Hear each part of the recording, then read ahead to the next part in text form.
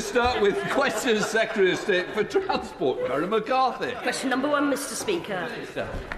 Well, Mr Speaker, with your permission, I would answer question 1 with questions 8 and 9. The Government continues to provide unprecedented investment into buses.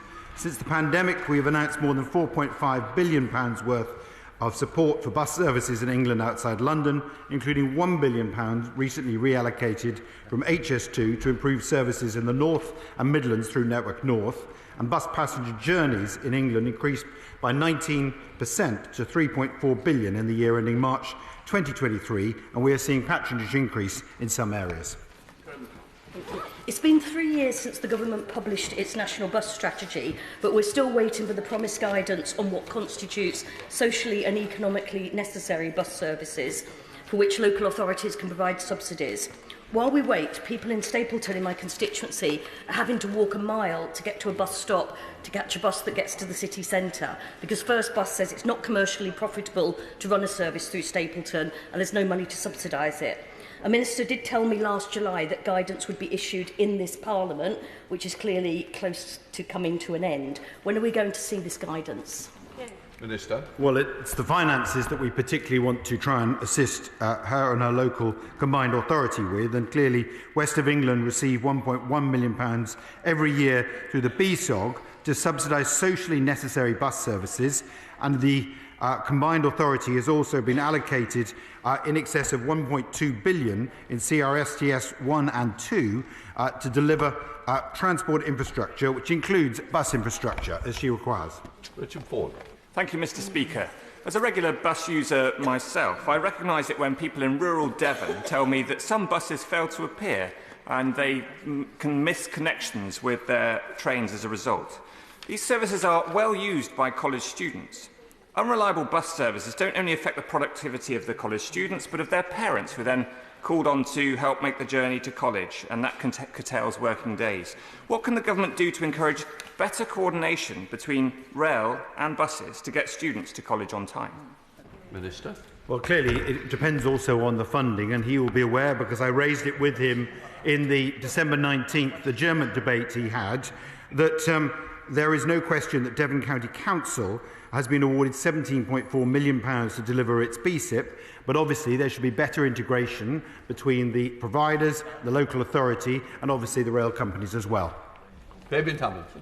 Thank you, Mr Speaker. Mr Speaker, our bus services in Leeds have been unreliable for years, and yet the Leeds City Council Conservative group wanted more of the same and hoped the problem would just go away.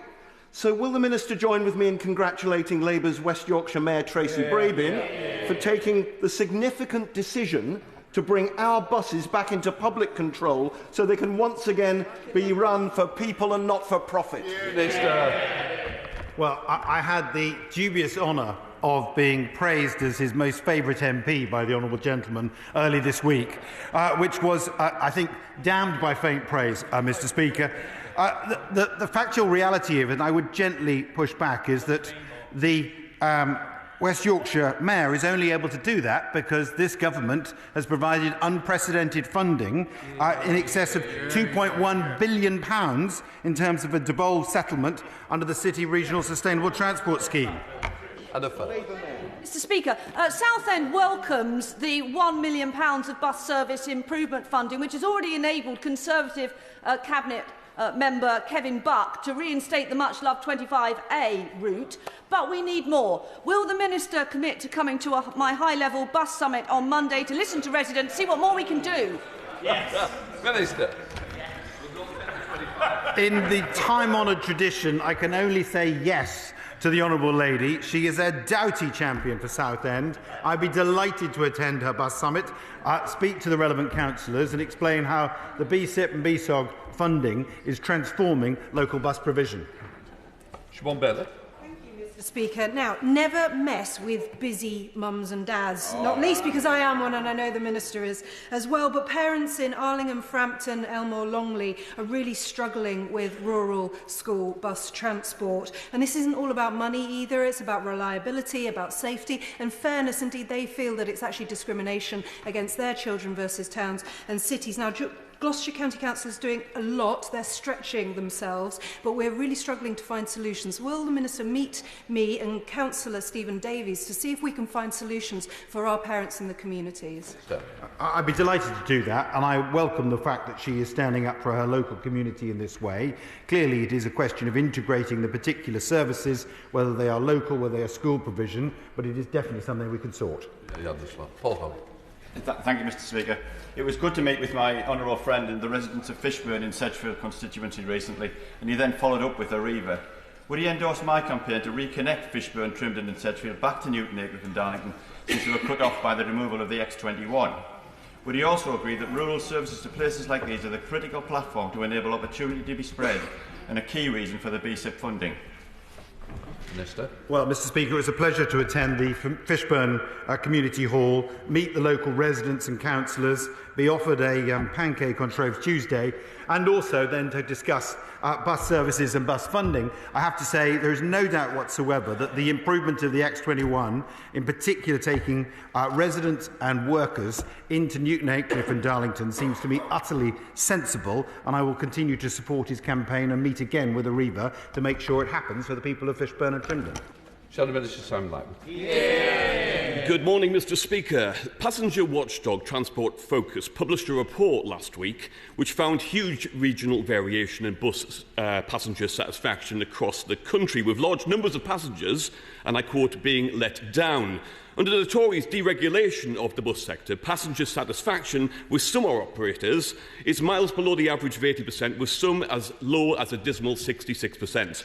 In places like West Yorkshire, Labour mayors aren't standing for it any longer. And as my honourable friend for Leeds North East said, Tracy Braben has announced her intention to pursue franchising to reverse decades of Tory decline. But the vast majority of local authorities don't have these powers. So will the Minister adopt Labour's plan to give every local transport authority the same powers to take back control of their bus services? Minister. Well, unlike the honourable gentleman, I was actually at the launch of the said report and have read it, and he will be aware that, for example, one of the reasons of the complications is that the numbers of people working from home has increased by 40%. We have a plan to tackle that with the record investment that is taking place to mayors. It is also the case, without a shadow of a doubt, that he talks about franchising, but without actually a plan to finance it, in particular for rural local authorities, because what is absolutely the case is that when Labour organisations are challenged on this, they struggle to find out how it is they're going to deal with the funding. The truth is there is no plan, there is no funding that they're putting forward, and individual people who attended that event were genuinely in shock at the Honourable Lady's suggestion that they were going to do this, but unsure about how they were going to fund it. Charlotte Nettles. Number 2, please, Mr. Speaker. Minister. Thank you. Thank you, Mr. Speaker. I want to make clear that the dismissal 2 years ago by P&O Ferries of nearly 800 seafarers without notice and without consultation was completely unacceptable, which is why this government introduced a comprehensive package of measures to improve the welfare of seafarers and to stop the abuse. In terms of the specifics of the question, the Maritime and Coast Guard Agency periodically inspects vessels which enter UK ports to assess their compliance with international standards, including those in the Maritime Labour Convention. We expect all operators to meet, if not exceed, those standards, and the UK continues to play a leading role internationally in driving up working conditions across the maritime sector. And we are pleased that just this weekend, P&O Ferries has now committed to signing the Seafarers Charter along with 4 other operators, and we will work with P&O Ferries to support it in its application for charter status and assess its welfare standards against the Charter's requirements. Charlotte Nettles. Thank you, Mr. Speaker. 2 years on from P&O Ferries' shocking attack on seafarer jobs, trade union rights and employment law, the legal loophole they used to escape criminal sanctions still has not been closed. The P&O seafarers were UK-based workers, but because P&O Ferries had flagged their ships out to Cyprus, Bermuda and the Bahamas, P&O, and crucially the government, knew that criminal sanctions, including fines for the offences they committed, would not apply. Why has the government not closed this loophole? Minister. Mr. Speaker, as I said in my opening comment, that the government has introduced a comprehensive pack of measures to stop the abuse of seafarers. In particular, we've brought in the Seafarers Wages Act, which will come in this summer and will ensure minimum wage for seafarers in the UK. We've got the minimum wage corridor that's opening up this summer with France, ensuring minimum wage across the Channel. And we've got the Seafarers Charter, which raises standards far higher. And as I said, P&O and 4 other operators have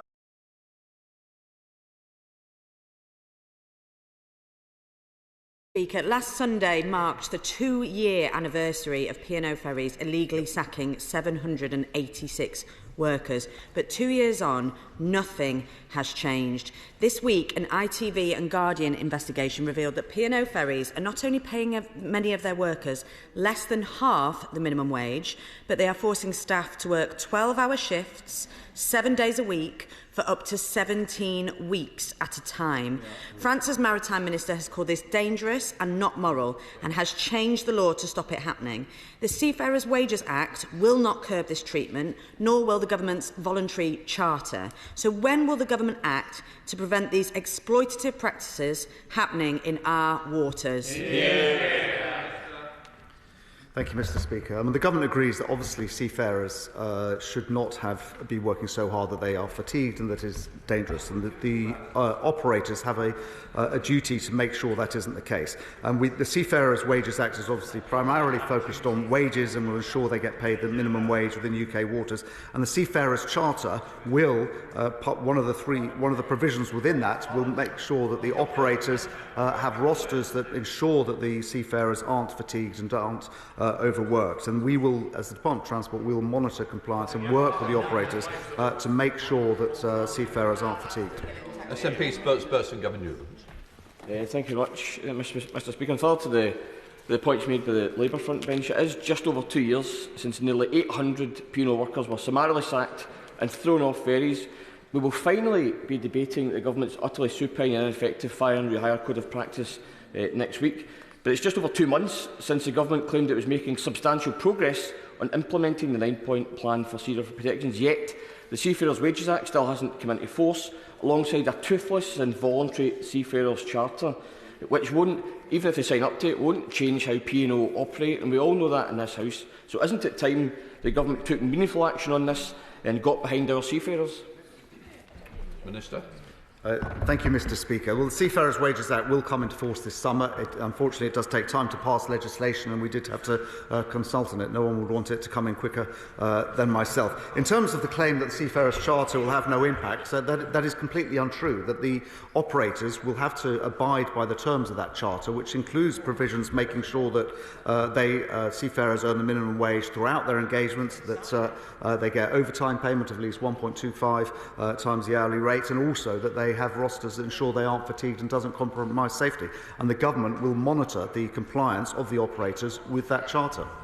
Sir Michael Fabian. Question 3, sir. Good morning, Mr. Speaker. In total, local transport authorities across the West Midlands have been allocated around £5 billion to improve local transport service and infrastructure through the City Region Sustainable Transport Settlements, Bus Service Improvement Plan funding and our recently announced local transport fund.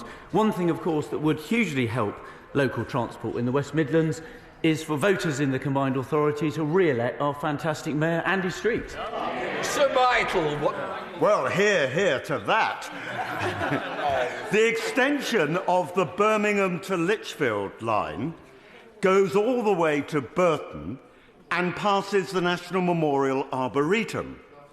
At the moment, it's only used for freight, and I was told 4 years ago that the cost of upgrading it for passenger traffic would only be about £10 million, which is nothing in the great scheme of things. So, when can we see this line being completed and people being able to go to the National Memorial Arboretum, of which there are 500,000 visitors a year, by rail instead of always having to use road? Well, I know my honourable friend has been a long-standing champion of this scheme and takes every opportunity, Mr Speaker, to raise it with us. It's for local authorities to promote schemes for transport in the area, and I'm pleased to tell him that following our decision to cancel the second phase of HS2, we've been able to make significant funds available. So his local authority, Staffordshire County Council, is going to get just under £260 million from the local transport fund. So I urge my honourable friend to talk to them to see if they can fund the very modest bid that he's just made for this scheme. Matt Weston. Thank you, Mr Speaker. The tram system in the West Midlands is not going according to plan, unfortunately, and the rail line between Moore Street, Snow Hill and Marylebone, the Chiltern line as it's known, is underperforming. It's become highly unreliable, and the air quality around our areas such as Warwick and Leamington, as well as into Snow Hill and others, is served by very poor, it's poor air quality because it's a diesel-run service. Other countries have electrified their main networks, like India and others. Can the Minister explain, in terms of the budget that has been freed up from HS2, will he electrify the Chiltern route? Well, there are significant plans across the network to electrify, but also one of the things we can now do to spend money more cost effectively is also look at where you can use battery trains so that you don't electrify the very expensive parts of the network. And I'm also aware that Chiltern is looking at its rolling stock, particularly on the air quality point, to make sure it can modernise that and improve air quality. So I think all of the things that the honourable gentleman raises are absolutely in progress, and the Rail Minister will be able to say more about them in due course. Neil Hamble. Number 4, Mr Speaker. Minister. The UK ferry sector is a highly competitive commercial market, and there are currently a significant number of links to Europe offering a variety of freight and passenger routes from many locations, including 5 new routes since just 2021. Ferry routes are developed on a commercial basis by private sector operators in order to provide services that meet wider passenger or freight demands. As such, the Department does not currently intend to undertake any such assessment. Neil Hamble. Thank you, Mr Speaker. The reinstatement of a direct ferry link from the Forth estuary into Europe addresses 3 key objectives: an environmental objective reducing HGV carbon emissions and road congestion, improving import-export resilience, and delivers economic opportunity to Scotland. Industry agrees and ferry operators stand ready to deliver a route, but the Scottish Government lacked the courage to support Project Brave. Given the benefits would be felt across the UK, what can be done to encourage the UK, or the Scottish Government rather, to invest a modest amount of pump prime funding to realise the economic benefit and environmental benefit for all? Minister. I thank the honourable member for that question. As I said in my initial comments, that we, as a UK government, we see the ferry sector as a commercial market and do not subsidise them. But as the honourable member pointed out, it is a devolved matter. Ferries in Scotland are a responsibility of the Scottish Government, and he should make his protestations about that route to the SNP government. They have it's up to them to decide what to do in it. But I do totally understand that the SNP is slightly worried about ferries. They have a very undistinguished track record with ferries and the various fiascos, and maybe it's because they try and get ferries that can hold motorhomes. Lord Russell. 5. Minister. Good morning, Mr Speaker. With your permission, I would like to answer this question along with question number 17. The recent National Audit Office report was clear that we expect to spend £400 million on rail reform up to the end of March 2024, compared with initial plans to spend £1.2 billion. The report was also clear that we are forecasting £2 billion of total savings over the current spending review period, which is 77% of our original savings target. Lord Russell Warren. It is 3 years since we were told Great British Railways would happen, and my reading of the NAO report says that the £1.5 billion savings will not be met in time. The RMT, of course, say another £500 million could be achieved if we remove the profit motive out of the railways, where we see huge amount of waste going to shareholders. So when will the government actually progress on GBR? When will we get a date for its implementation? And is it not time for them to bite the bullet and renationalise our railways, as we have with a number of successful lines? Minister.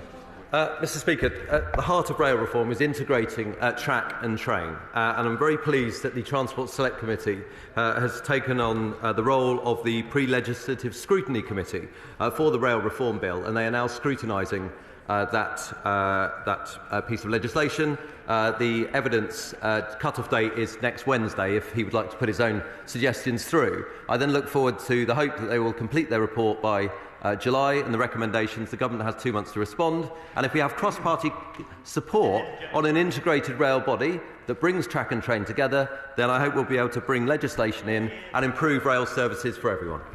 Thank you, Mr Speaker. The out-of-control costing HS2 is compounding local misery because it's now set to close the vital artery, Old Oak Common Lane, for 4 to 5 years. We only know because it leaked out, and it shows their disregard for community and transparency.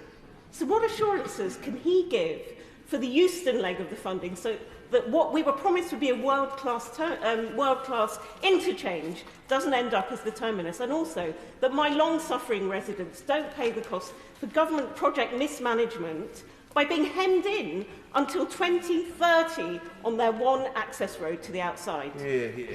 Minister. Mr Speaker, Old Oak Common as a terminus provides a great opportunity for regeneration in the area, and I have visited a number of times, and I'm committed to work with the community in ways to minimise impact. So one of the ways it's been done for that is to ensure that the spoil is removed by conveyor rather than by lorry. We do seek to minimise the impact. We do recognise when new rail stations are built, there is an impact. In terms of her concern about Euston, I met with our property developer partners, Lendlease. The aim for us is to deliver not just a station, but the largest public sector land deal in London, which will completely regenerate the area.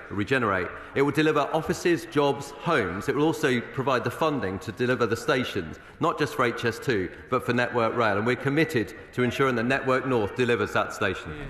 Shadow Minister Stephen Morgan. Thank you, Mr Speaker. Earlier this month, the National Audit Office issued a damning report which made clear that this government's refusal to bring forward long-delayed rail reforms is costing the taxpayers dearly. Avanti West Coast made the level of waste in our rail system crystal clear when they bragged about getting free money from government, despite the truly shocking service that they deliver. So it should come as no surprise that yesterday Northern mayors and council leaders unanimously called for Avanti to lose its contract due to its appalling service. So it's a simple question to the Minister today. Will he strip Avanti of its contract, yes or no? Minister. No, Mr Speaker, we will not. And the reason for this is that when it comes to the West Coast Main Line, there are issues which will remain regardless of who the operator is, and it is essential to get underneath the bonnet, look at the issues and fix those rather than what's on the side of the car. So just taking 1 4-week period from Christmas, 65% of the delays were not down to the operator, they were down to Network Rail. That involves weather-related issues, but sadly trespass and suicide, which we need to minimise. We also have matters when it comes to restrictive contracts I would like to see changed. So, for example, Avanti is unique as an operator in the sense that its drivers will not double trip. Therefore, they'll do one return journey. They won't go over the same leg of rail twice. And she asked whose fault it is. This was actually in 1997 that contract was agreed. So maybe we know whose fault it was. And that, Mr. Speaker, sums up the ludicrous situation here.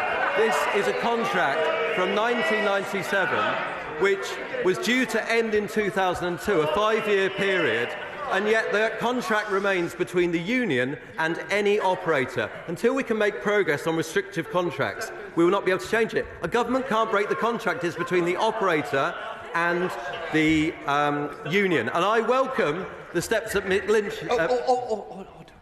Just a minute. I don't mind, but if we do need an adjournment or a statement, I'm more than happy to take it, but I can't do it at this stage. I've got a bit to get through. Honestly, it was excellent, I'm sure. Gavin Newlands, SNP Sports. Thank you very much, Mr Speaker. Can I start by thanking Alex Hines, who's done a fantastic job running Scotland's Railway for 7 years, and he's departing to become the Director General of Rail at the DfT to help steer rail reform. And what a job he has, Mr Speaker. The NAO, as we've heard already, said that rail reform was not on track, and alongside the £1.5 billion a year in lost savings, the Department has failed to make planned savings of £4.1 billion from workforce reforms and the establishment of Great British Rail, yet cuts to the transport budget of £4.1 billion were nevertheless announced by the Chancellor 2 weeks ago. So does the Minister agree with me that his government is, one, unable to make savings, yet all too willing to make cuts? Mr Speaker, no, I don't, and I'm actually delighted with the appointment of Alex Hines, who will become the Director General in the Department for Transport, who will put track and train together in the Department for Transport, and then that department section will then move out towards Great British Railways once this legislation is put in place. And so I don't agree with that at all, and I think that appointment just demonstrates that we're getting on with rail reform by the appointments of the right staff, and also by the legislative path that has started with its journey. And I know, Mr Speaker, I do take too long at the dispatch box when I make these points about the need to fix these contracts, but they are complicated. And it's not just a cheap soundbite stage this session should be. It should be about getting into the detail, looking at sticky contract provisions that the courts will not allow a government or an operator to unilaterally break. It doesn't work like that, and I do wish this House would perhaps be a bit more intellectual in its approach to scrutiny and less mocking. We now come to Chiomora. Number 6, Mr Speaker. Minister. Mr Speaker, the government is investing more than any other in active travel, with around £15 million provided to Newcastle upon Tyne since 2021 to deliver high-quality infrastructure. This is supported by over £2 million of funding to Transport North East to improve capability across the region. Active Travel England supports local authorities to deliver maximum value for money by ensuring that the schemes comply with the relevant guidance and councils receive tailored support from the government. John Warren. Thank you, Mr Speaker. So walking and cycling prevents 1,500 serious long-term health conditions every year on Tyneside, according to the Walking and Cycling Index, and it brings in £400 million in economic benefit. So there's no wonder that half of Tynesiders want to walk or wheel more and 2/5 want to cycle more. But the streets need to be made safer to do that. So apart from undermining low-traffic neighbourhoods, what specifically is he doing to make our streets safer for walking, wheeling and cycling? Well, with great respect to the Honourable Lady, she knows full well that her own council attempted to do an active travel scheme in Jesmond, and because they so messed it up, they had to scrap the entire active travel scheme. The LTN was scrapped. There were 23,000 objections, and with a considerable waste of money. So with really due respect, active travel is doing a great job. We support them, but you have to take the local communities with them. Question 7, Mr Speaker. Got a chance, yeah? Minister. Thank you, Mr Speaker. Officials and I are focusing on improving rail services in the short and long term. This week I brought together representatives from across the rail industry for a Leaders in Rail session to discuss how collectively we can make the changes to deliver a better passenger experience. Longer term, we remain committed to bringing track and train back together under Great British Railways and continuing to build on the £100 billion of investment since 2010. Thank you, Mr Speaker. Carshalton and Wallington is one of the poorer parts of London in terms of connectivity. Now, ULEZ promised that it would bring additional public transport investment, but instead the 455 has been scrapped, the Go Sutton bus has been scrapped, the 410 is being reduced, and the Superloop is just an existing bus route that's been rebranded. One thing that would improve connectivity would be delivering on the Croydon area remodelling scheme that National Rail and Network Rail are working on to improve connectivity in London and the South East. So what discussions is the department having with Network Rail about moving this project forward? Minister. Thank you, Mr Speaker. And can I thank my honourable friend? He's an absolute champion on this project and he makes his point clear. Upgrades delivered in the Gatwick area are already delivering significant improvements to the Brighton Main Line, and the industry continually reviews how best to respond to the changes in demand. And I understand that my honourable friend has been in discussions with the operator around the options to increase capacity on the busy weekend services between Carshalton and London Victoria, and that GTR will shortly be responding to him directly, and I'll continue to work with him on the enhancement project that he champions. With agreement. Thank you, Mr Speaker. The leader of Nottinghamshire County Council, who has a nice side hustle as the MP for Mansfield, once said that the delivery of HS2's eastern leg is what the East Midlands needs to support and create highly skilled jobs, link communities to opportunities and decarbonise our transport network. As he failed to persuade the Prime Minister, who cancelled that vital investment in our region's rail services. Can the Minister tell me how we will now deliver the transformative change to our connectivity, sustainability, job creation, productivity and social mobility that HS2 promised, because filling a few potholes won't cut it? Well, Mr Speaker, I'd certainly look forward to the day when my honourable friend who serves on the benches behind me is also an excellent East Midlands Mayor, and we are devolving more powers to the East Midlands to help him with that task. So from HS2 monies that the Honourable Lady references, over £1 billion will be allocated towards the Mayor of East Midlands to spend on the transport projects that he and indeed she may want, and that allows us to devolve more projects to the local area, and we've been absolutely clear that all of the monies that's been saved from the HS2 cancellation will be reinvested primarily in the North and the Midlands. Chair of the Select Committee and Stewart.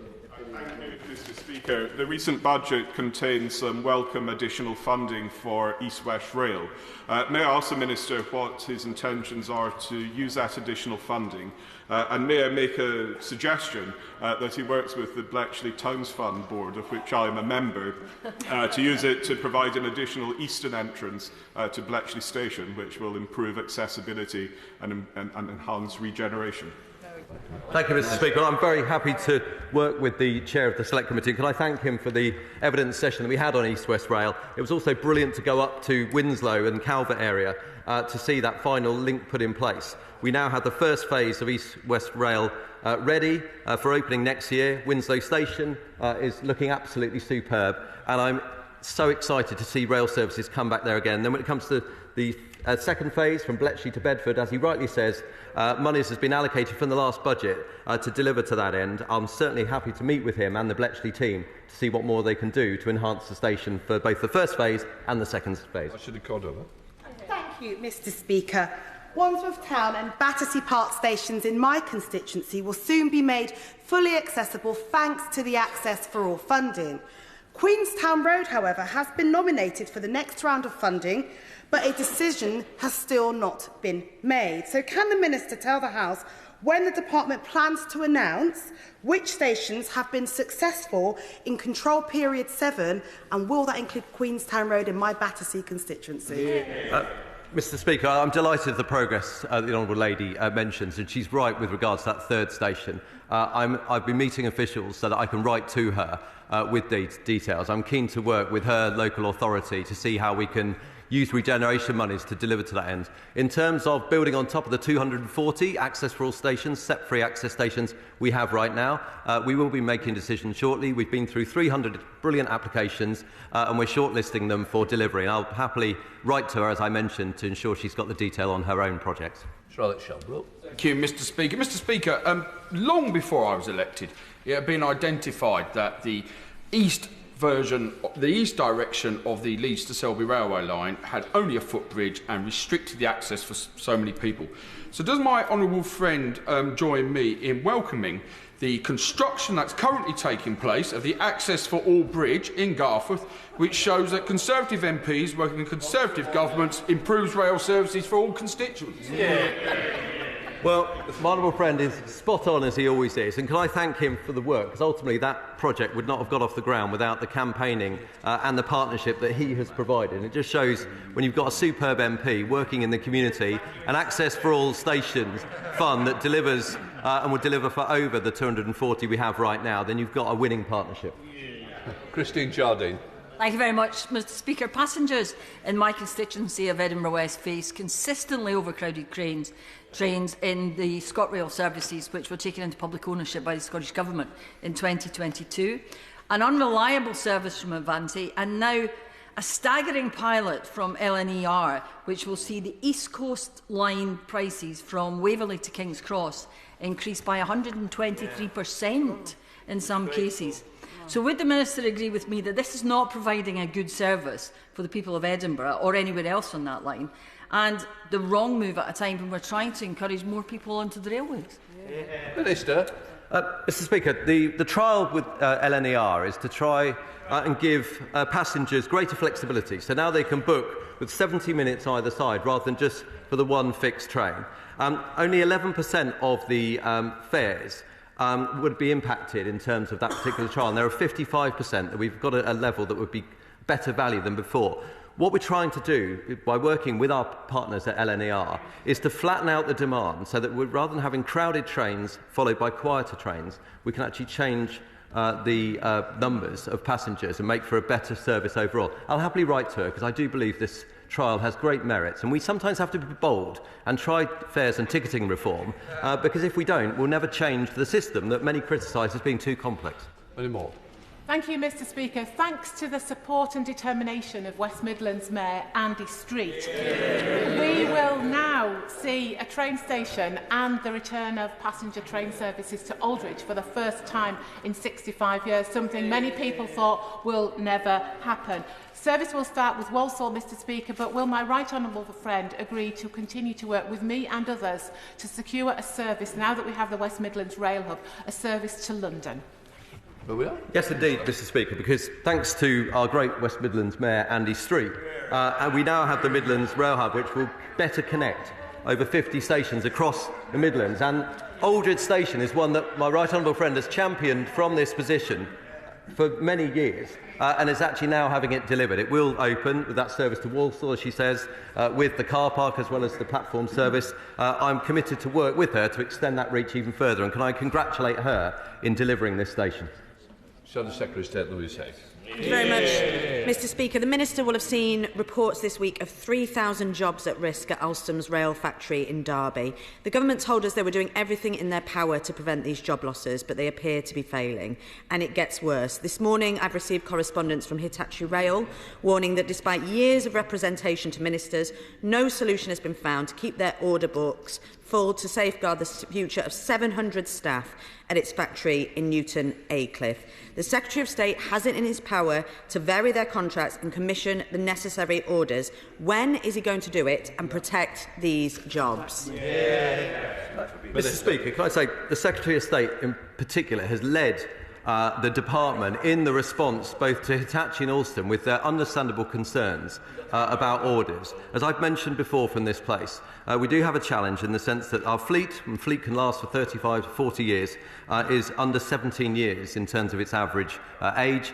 We have modernised 8,000 out of our 15,500 carriages, and so as a result there is a lag with the order book. We're doing everything we can to work with all 4 train manufacturers to bring more tenders through. Those will be for Transpennine Express, for Northern, for South Eastern, and, as the Secretary of State mentioned, for Chiltern. But the work goes in partnership between the train manufacturers and the Secretary of State and the Department to find a resolution. We hope to do so. Harriet Ball. Number 10, please, sir. Oh, sorry. Me again, Mr Speaker. Can't keep me down. Mr Speaker, I recognise the long-standing campaign the Honourable Lady has made for this scheme that she references alongside other stakeholders, including the North Cotswold Line Task Force. We will continue to work with local stakeholders about their aspirations for enhancements to the line. Harriet Ball. Can I thank the team of ministers for the £209 million that's been allocated to Worcestershire County Council from HS2 money to help with local transport improvements? And will the minister endorse the project to work with Oxfordshire County Council to find ways to redouble sections of the Oxford to Worcester line that will result in a faster, more frequent and more reliable service on the beautiful North Cotswold line? Minister. Thank you. As my right honourable friend mentions, there will be additional funding through Network North, which will help. Network Rail have been working with the task force and their consultants on timetable capacity and analysis to see if there is a smarter way to deliver additional services with fewer infrastructure interventions than the existing timetable would have. We expect that to work to complete next month. I'd be delighted if my right honourable friend would join me and leaders of Worcestershire and Oxfordshire County Councils and her neighbouring MP to discuss this in the coming weeks. Catherine Fletcher. Mr Speaker. Mr Speaker, Network North announced £19.8 billion worth of investment in the north of England, including £2.5 billion for the local transport fund and increasing the city region's sustainable transport settlements to £12.4 billion from 2027. Her local authority, Lancashire County Council, will receive nearly £500 million from the local transport fund, an additional £7 million for the bus service improvement plan and an uplift of £244.5 million for road resurfacing. Good. Mr. Speaker, to truly build our northern powerhouse and to contribute economic growth, direct connections between the cities are really important, such as between Liverpool and Preston. Now, does the Secretary of State agree with me that getting the buffers out to Ormskirk, which prevent direct trains and were put in purely administratively in the 1960s, is not only a great idea, but is further enabled by battery technology? And does he agree with me that this then enhances the case to stop the nonsense of Midge Hall Station, closed by Beeching in the 60s, where passenger trains stop and their passengers peer out at the platform because they can't get on and off? Well, Mr. Speaker,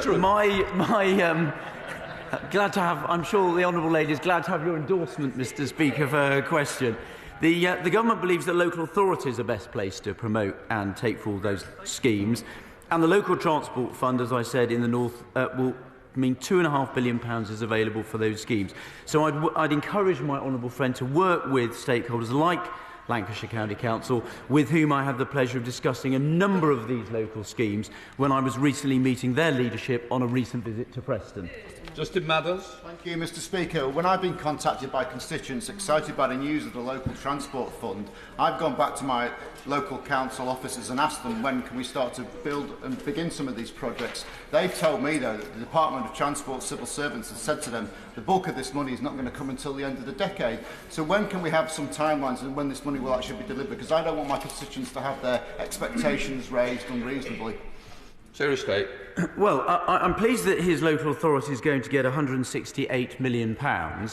We've been very clear that money is over a 7-year period, and we will publish guidance for the local authority on how they can go about that very shortly. I also hope that he'll be pleased to know that we're going to make it very clear that when local councils are putting those plans together, members of Parliament should be involved in developing those schemes so that he and other honourable members can represent their constituents with their local transport priorities. Shadow Minister Balestis. Yeah. Thank you, Mr. Speaker. Well, if the Secretary of State wants to improve connectivity between great northern cities, he might want to start by repairing the roads.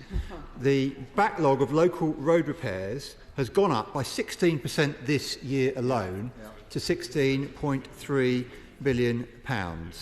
The Network North announcement is spread over 11 years. Its average annual contribution only accounts for a third of the £2.3 billion annual increase in the backlog. It's not all going to roads anyway, and it goes nowhere near addressing the damage done since this government slashed the road repair budget in half in 2016. So when is the Secretary of State going to apologise to road users for the damage his government has caused and admit they have failed to repair the potholes? Well, the honourable gentleman is very interesting. We made a commitment of taking the money from the cancellation of the second phase of HS2 to make £8.3 billion available for local road maintenance over the next... Yes, it is over 11 years, of course. It's not all trade, but we made the first tranche of money available this financial year and again the next financial year, and we'll set out the allocations in due course. The question for him is this, though. That money is only available because we made the decision to cancel the second phase of HS2. They can't give a straight answer on that question, and they haven't committed to spend that £8.3 billion at all. So drivers know that they're only going to get that investment with a Conservative government. We now come to topicals. Siobhan Warren. Number one, Mr. Speaker. Stay. Mr. Speaker, we're getting on with delivering our plan for drivers, with new statutory guidance requiring local support for low-traffic neighbourhoods, strengthened guidance supporting 20-mile-an-hour limits where they make sense, not in blanket measures as in Wales, Mr. Speaker. If councils don't listen, they could see future funding affected. We're consulting on removing the profit motive from council traffic enforcement while speeding up traffic lights across the country. And as I just said, Mr. Speaker, that follows our record funding increase for improving our roads with £8.3 billion of reallocated HS2 funding, something that the benches opposite have refused to support. There's nothing wrong with driving, Mr. Speaker, and our plan for drivers, which was dismissed as nonsense by the Shadow Secretary of State, shows it's only this government on the side of drivers. I would like to thank the Bus Minister for sharing with me the list of actions that he managed to elicit from our North East bus operators following my debate on real-time bus information. But there were no dates with it. Now, this afternoon, our fantastic candidate for North East Mayor, Kim McGuinness, is launching her vision for transport in the North East. Can he confirm that those actions will be fulfilled to enable her to deliver on her commitment to real-time bus information as soon as possible? Well, I'm pleased to be able to tell the Honourable Lady that within a week of the debate that she called in the House, my honourable friend made sure that those meetings took place, so the actions that are necessary are underway, and my honourable friend, I'm sure, will be able to update her on the specifics timeline in due course. Thank you, Mr. Speaker. The Rail Minister is well aware that Network Rail continue to let down all my disabled residents, families and visitors to Chalkwell Station by repeatedly failing to install the much-needed disabled lift. This is the 7th time that I've raised this in this place. 2 years ago, I was promised the lift would be installed this year. I've now been told it won't even be started until next year. This is a disgrace. What can the Minister do to help accelerate this poor performance? Thank you, Mr. Speaker. Well, there was a retendering at Chalkwell. We also found, or Network Rail found, that the existing structures would not be suitable to deliver the project as it stood. The design work is going on right now, and the building will go in next year. She's right, this delay is not acceptable at all. What I will do is come to Chalkwell Station, meet her, bring the Network Rail team along, and then we can take her through the project, the challenges, but also how, if we can, we'll speed it up. Shadow Minister McCabe. If it's not conspiracy theories he's spouting, it's his incompetence he's exuding. Ashford authorities have warned Parliament, Mr. Speaker, that 14 hours of queues were, and I quote, the reasonable worst-case scenario with the implementation of the EU entry-exit system this autumn. So, why has he failed to adequately prepare for the queues at our ports and airports? Secretary of State. I just don't recognise the honourable gentleman's characterisation. We're working very hard. We're working very hard across government with our colleagues. I recently had a very good meeting with colleagues at the Port of Dover, as we do with the other operators. There are very good plans in place. Work is proceeding at pace, and I'm confident that the EES system, when it's introduced, will go very smoothly. So these are in place and work is underway. Mark Eastwood. Not here. Neil Hanby. Neil Hanby.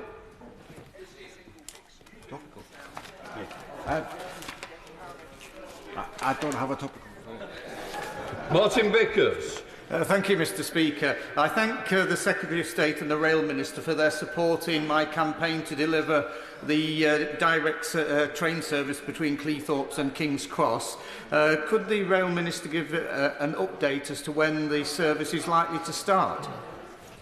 Mr. Speaker, can I thank my honourable friend? He has been an absolute champion when it comes to Cleethorpes direct rail service, but also the East Coast Main Line timetable change. This was announced in the budget. We're now going through the stages with those who use the lines to ensure that we don't have any issues that arose in May 2018 with timetabling. I very much hope we'll come to a position in some weeks. I can give him more detail, but I very much hope to see those direct services to Cleethorpes. This timetable change was designed to bring in great improvements, such as the one that he's championed. Patricia Gibson. Thank you, Mr. Speaker. 3 years ago, levelling up funding for the upgrade of the B714 in my constituency of North Ayrshire and Arran was announced. So far, no funds have been forthcoming. If and when this funding is finally allocated, what support can the Secretary of State for Transport provide to help ensure this funding is sufficient to fulfil this upgrade, given the costs of labour and materials are now much higher than they were 3 years ago? Well, this is a DLUC matter, Mr. Speaker, but I will take it up with them and I will make sure that they write to the Honourable Lady. We now go to Andrew Jones. Thank you very much, Mr. Speaker. Residents in Harrogate and Knaresborough are often being faced with train cancellations and sometimes at very short notice, causing much frustration and inconvenience. It appears that a shortage of drivers and train crew is often the cause of these cancellations. Indeed, I've raised that with the train companies involved.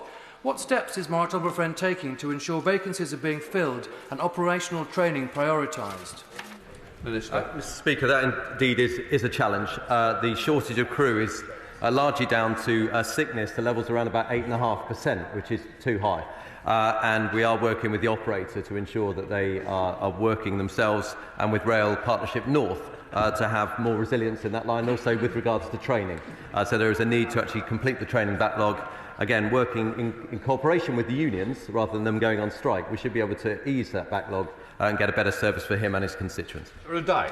Mr. Speaker, last week the Prime Minister failed to provide my constituents with any assurance regarding proposals for a train station in the Somerton and Langport area, but he did state that there was money available to invest in local transport across the country. So can I ask the Minister if my constituents will see this money, and, once again, when will the Langport Transport Group hear back regarding their strategic business case which they submitted almost 2 years ago? Mr. Speaker, I'll happily write back to the Honourable Lady and the Langport Transport Group so that they've got a response if they feel that that is outstanding. The Prime Minister, as he set out with regard to Network North, has committed to ensure that the money made available from the cancellation of Network North is spent where HS2 would have been delivered. That does obviously mostly include the North and the Midlands, but there will be other projects through our recycling from Euston to go around the rest of the country. Mr. Speaker, the Secretary of State is very well aware of the A12 widening scheme and the concerns by my constituents about the route and design. Now, they're trying to engage with the Department and National Highways, but I'm afraid there is a one-person legal challenge that is putting this entire project at risk, despite the financial investment the government is making. Can the Secretary of State give me an assurance that these communities will be consulted and engaged with, despite this legal challenge, so we can make some progress? Secretary of State. Well, I can absolutely assure my right honourable friend that National Highways works closely with local communities when it's delivering major projects, and it will continue to do so on this A12 widening scheme. My department is committed to delivering this scheme and granted consent for it on the 12th of January, but as she has said, it is subject to an application for judicial review, so I can't really add anything further, but we'll continue working with her local residents, and if, of course, any time she wants to raise issues with me on this scheme, I'd be delighted to meet with her. Mr. Carmichael. Thank you, Mr. Speaker. Can I thank Ministers for facilitating discussions with the operators of the search and rescue helicopter service based in my constituency around the response times proposed. These have been fairly productive so far. We'll see the outcome. But it's apparent already that these decisions are made solely on the basis of the number of calls and not the nature of the work that is undertaken. If that is conformed to the contract, can we ensure that future contracts don't leave us exposed in this way? Minister. I thank the honourable member for his question, and I know how important the helicopter search and rescue services are in Orkney and Shetland, and I know he's been a big campaigner for them and indeed had asked various questions here and various debates. There is a review going on about the recent incident data. It's underway at the moment and will report in the summer, and we expect to publish it by the end of the year, and that should include the answers to the questions that he was asking for. I should say we are investing over £1 billion in the new search and rescue service, and there will be the number of bases will be going from 10 till 12 overall. There will be no closure of bases, and certainly no change to the services in Orkney and Shetland before October 2026. Stephen McCarthy. Thank you, Mr. Speaker. As my right honourable friend will know, I have serious reservations about the proposed Lower Thames crossing and its ability to tackle congestion at the existing Dartford crossing. And many of these arguments were rehearsed as part of the DCO process, which completed on the 20th of December. And as I understand it, PINS has 3 months from then to come up with a recommendation, which by my calculation was yesterday. Can my right honourable friend tell or update the House on whether they have received a recommendation from the Planning Inspectorate and what the process going forward is, so that I can ensure that the Department understand why I and many of my constituents do not believe the proposed crossing is the answer to the problem? Well, My honourable friend is right in his estimation of the dates. Clearly, a decision will be made in a matter of months, and certainly by the summer. And I'm very happy to sit down and have a discussion with it. I'm visiting the site very shortly. Toby Perkins. Mr. Speaker. People across Chesterfield were delighted when the long-standing campaign for the Staveley bypass, the Staveley regeneration route, was given the thumbs up by the government, but was then sent into despair when Derbyshire County Council said that they didn't have the funds to provide their small contribution towards it. Can the Secretary of State update us on whether this is able to be delivered, and what concerns does he have about the fact that the poverty of local government sometimes gets in the way of money that his department has allocated? I've looked into this particular scheme and met with other colleagues in the House about it. I will write to him in detail. I'm sure we can continue with this project. Shrewsbury. Thank you, Mr. Speaker. My constituents and businesses face an additional tax to cross the Tamar to our main city and beyond. Taking over key pieces of infrastructure such as these and funding them through existing tax measures, which they already pay, would create a level economic playing field and help level up my part of the country. Would he at least give a contribution towards the maintenance of these facilities so this tax does not go up again? Minister. Well, I know my honourable friend raised this to the Prime Minister only yesterday.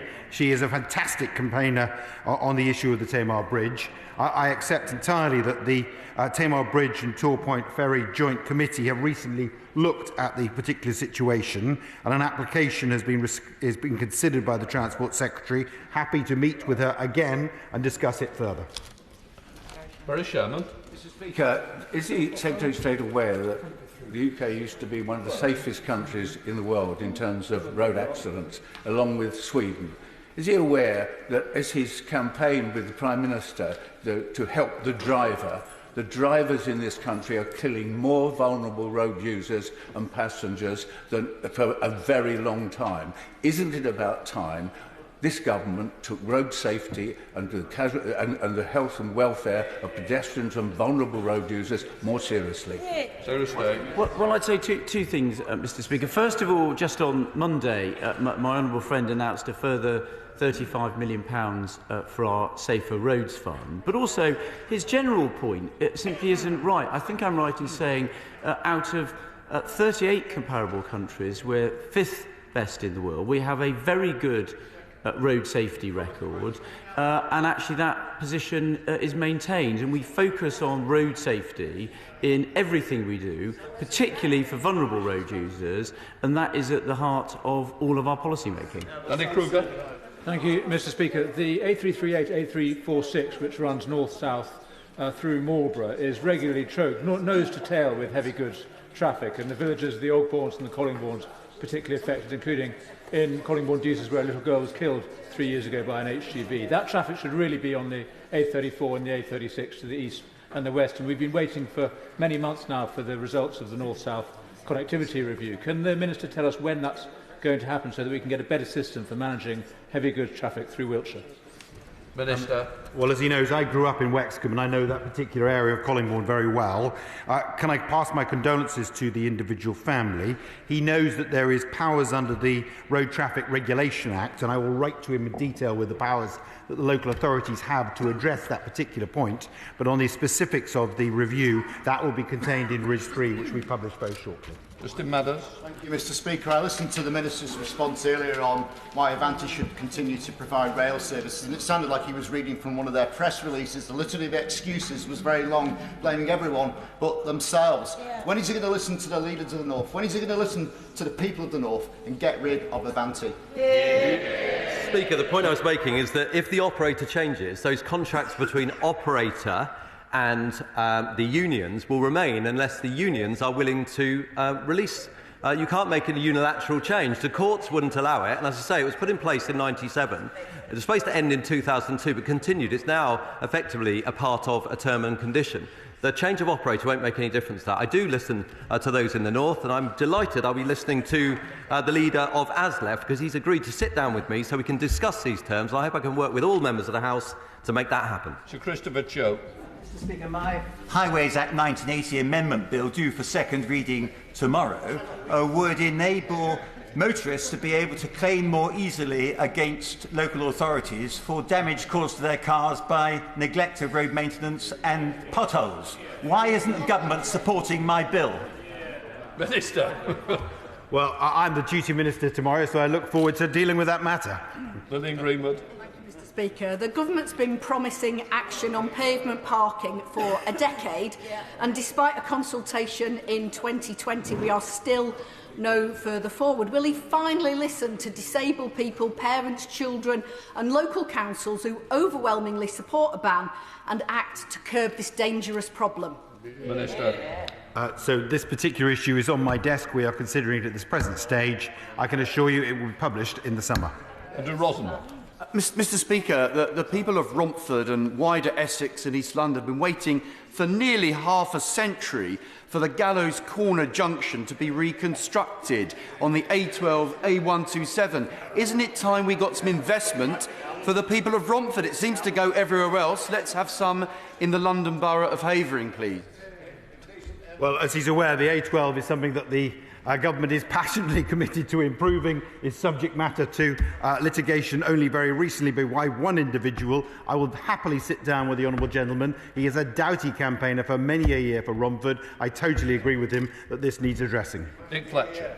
Thank you, Mr. Speaker. Sadly, yesterday, Marks and Spencer's announced it will be closing its store in Doncaster, but will be expanding its operation to a retail outlet where there is free parking. Will the Secretary of State come to Doncaster to see how poor planning with regards to pedestrianisation and cycle lanes and expensive parking is driving out customers from Doncaster and turning my city into a ghost town? Hopefully, with his help, we can reverse this trend. So, Mr. Speaker, I was delighted to visit my honourable friend very recently and engage with him and deal with the individual points that he raised. I am very happy to sit down. There is a way forward, it seems to me, between bus and other forms of transport to assist local residents to attend the shopping centre that he outlines, and that is surely the integrated multimodal approach is the way ahead. Paul. Thank you, Mr. Speaker. Mr. Speaker, the Secretary of State and the Ministers are well aware, following many conversations and engagement, that companies like Hitachi and Newton Aycliffe in the rolling stock for rail supply chain have significant short-term challenges. Next year we'll celebrate the 200th anniversary of the first passenger railway in the world, which runs next to the Hitachi factory. Can he update me as to what he's doing to ensure that companies like Hitachi have a long-term future in the UK to build the next generation of North East trains? Well, I'm glad my honourable friend raised this issue. He's been a doughty champion for his constituencies and has raised this issue with me on a number of occasions. I have had frequent meetings with Hitachi, both their UK management and in Japan. We're working very hard to deal with the situation. The HS2 order that they have was confirmed on the original terms, and I'm working with them, and the Rail Minister recently published the pipeline for future rolling stock, much of which they would be very competitively placed to win, and I hope we will be able to reach a successful conclusion in the very near future. Before we come to the business question, after